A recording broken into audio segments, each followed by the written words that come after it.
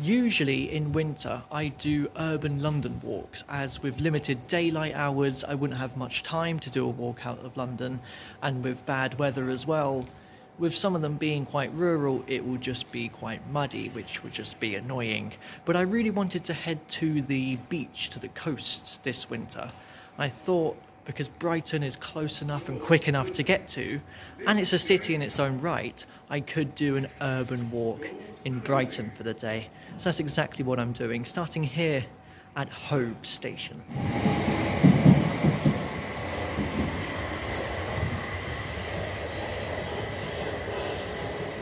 Beside the entrance to Hove Station, you can see the original station building from when it opened in 1865, known then as Cliftonville.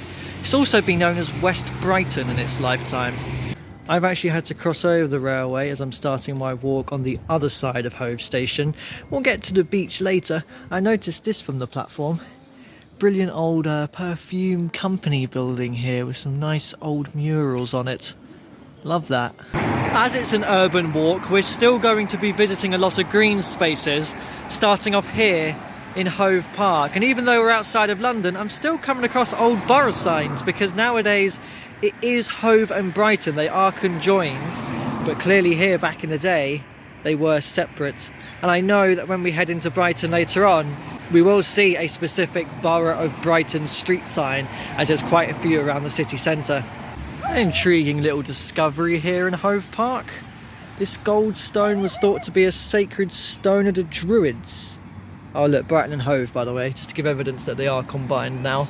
This is a very popular park on such a nice morning, and on the north side of it lies a miniature railway, which I come across quite regularly in parks, but they never seem to be working. And that's only because I come at the wrong time. This building piqued my interest. Saw it from the park and I've left it to come and have a look. It's an old waterworks. Give me a brick chimney any day and I'll be interested.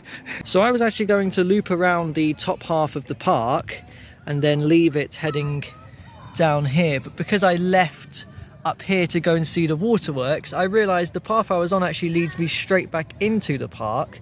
So I've just done a loop up there off map rather than the loop here. So actually I've added no distance to my walk at all going to see the waterworks. I've moved from Hove Park into Hove Recreation Ground, which is much smaller, much less notable, but still pleasant to walk through. The rugby pitch here is completely coated in mud. I'm in my next little green space now of Dyke Road Park, where opposite it lies the Booth Museum of Natural History, which is rather unhelpfully obscured by the roadworks taking place here, but it's a very nice building. There's a garden here with a lot of hedges. Almost feels like I'm in a little maze trying to navigate my way through, but if I head through this way, I spotted the Brighton Open Air Theatre. So there are a couple of attractions around here to come and visit. Right, I've done my little explore of Hove. I'm heading to the south side of the railway now, which means there's not a whole lot of ground between me and the coast. To get there I have to pass through St Anne's Well Gardens, and I will say I've quite enjoyed Hove's parks. They've been very nice. I've come to have a look at the actual well here in the gardens. Like a good urban legend, the origin of the name is said to be Anglo-Saxon. Lover of Lady Anne Frieda was murdered near here, and legend has it that her tears were the source of the well. It's quite interesting. There's a great photo here of presumably the pump house, which the sign says was demolished in 1935, and there is actually a little trickle of water running through the gardens here, so it is still a spring. You know you're getting near to the sea, well, first of all when you can see it, but second of all when you're in one of these fancy squares where a lot of the buildings surrounding it, I would assume, are probably just B&Bs. In my mind I just called these banana buildings from the yellow colour of them and the curvature of them ones over there, which is in the shape of a banana. Just next to Brunswick Square, where we just were, we have another such location, Palmyra Square now, and 4 miles in we're finally going to be heading down to the beach.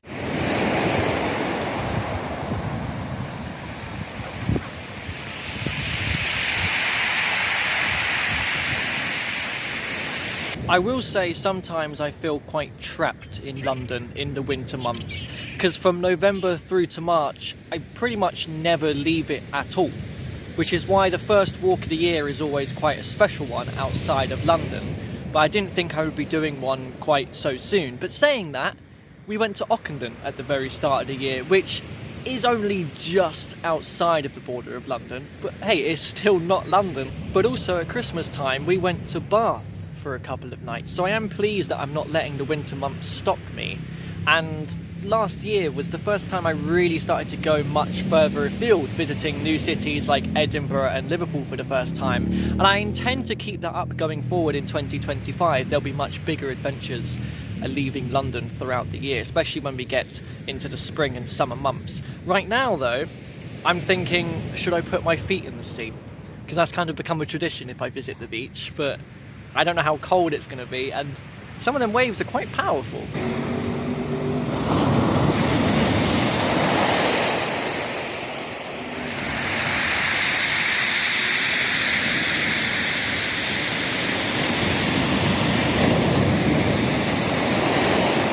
Oh, this is a silly idea. Why am I doing this?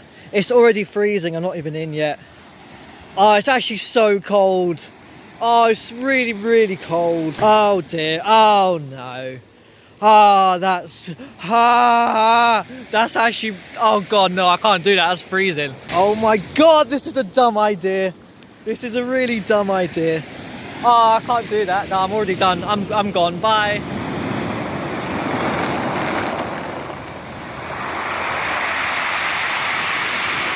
I think I'll stick to just walking along the beach rather than in the sea. Even if I did walk in the sea, it would hurt quite a lot with all the stones.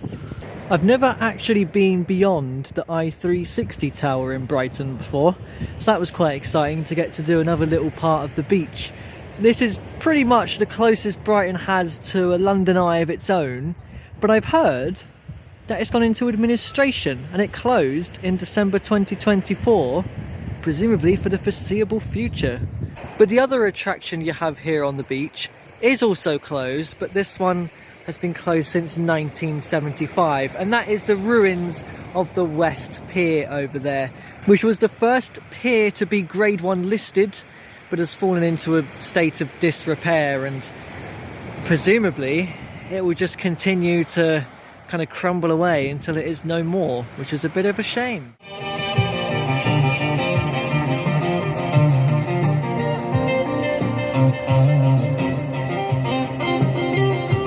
Its ruined status has become an icon in its own right here in Brighton, and you can see how I would be standing right underneath the jetty that would have led out onto the pier, and it's perfectly lined up with the I-360 tower.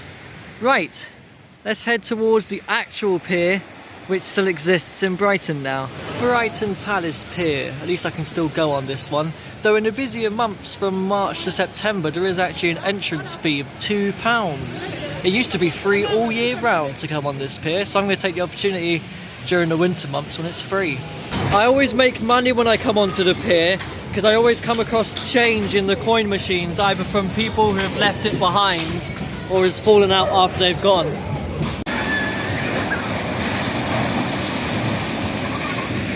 I did a walk far off in that direction in the summer of 2022, below them cliffs far off in the distance, all the way to New Haven, which was just an absolutely fantastic walk. I love how calming the sea is out at this point, but back at shore, them waves sure are powerful.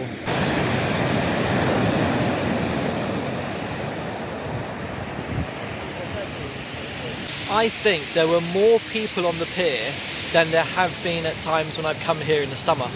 And I guess that's because local residents have nothing else to do but go to the arcade, because at least that's warm. But I'm quite pleased that a lot of people are still out on the beach, and that I've come to the beach for the first time in my life during winter. And with the weather that we've had today, if it wasn't for the scarf and coat, you could mistake it for a summer's day.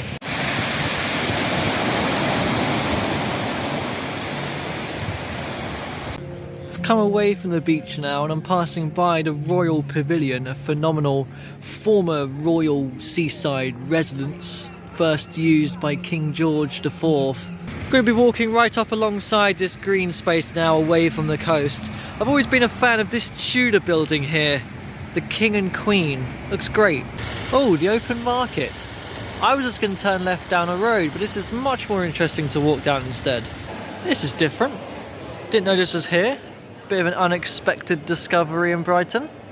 I've walked all the way up to the railway line again, with a fantastic viaduct here which carries trains from Brighton to London Road Brighton station, not to be confused with London Road Guildford. Who doesn't love a good bit of Victorian railway engineering? Such an impressive structure. Our last location of the day is Preston Park, which is Brighton's largest park. I love the clock tower here. Wrong time, obviously. I've trekked all the way across Preston Park to come and have a look at this. So whilst Preston Park is the largest in Brighton, across the road you have the largest municipal rock garden of its kind. This is pretty cool. I like walking through here. It's a little tucked away bunker of some kind. Can I... Is there... I can't see anything in there. Oh, cool. I've got stepping stones to go over. This is fun. I've also spotted a really big fish in the pond down there. It's like Holland Park, where we were recently. With Preston Park being so large, there is a lot to see in it. So there's a wall garden over there. There's an Edwardian manor house, which looks great. Seems to be a little church tucked to the side of it as well. There's even, tucked on the side of the park, a velodrome, which is the oldest one in the UK, dating from 1887.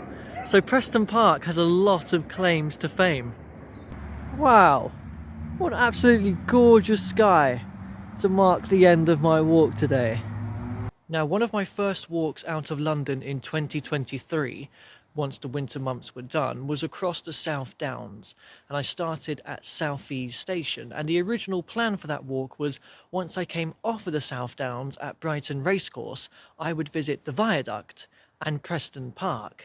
But I figured because I was so close to the coast, it would be a shame if I didn't go to see the sea. So I changed the walk to end at Brighton instead, which means I needed to come up with a new walk to visit the viaduct and Preston Park. And I noticed that I hadn't done a walk around Hove, I had none planned, and there were quite a few interesting parks around there, so I conceptualised today's walk, realised it was quite urban, and thought that would be a good winter walk to go and visit the beach. Now, I will probably go and do another South Downs walk once the winter months are done in the spring or summer, and I will probably end at another station along the Brighton main line I've not used, as there's quite a few I've not been to. But for now, I await my train back to London. I've only got about 3 or 4 minutes, and the next walk will probably be a London one.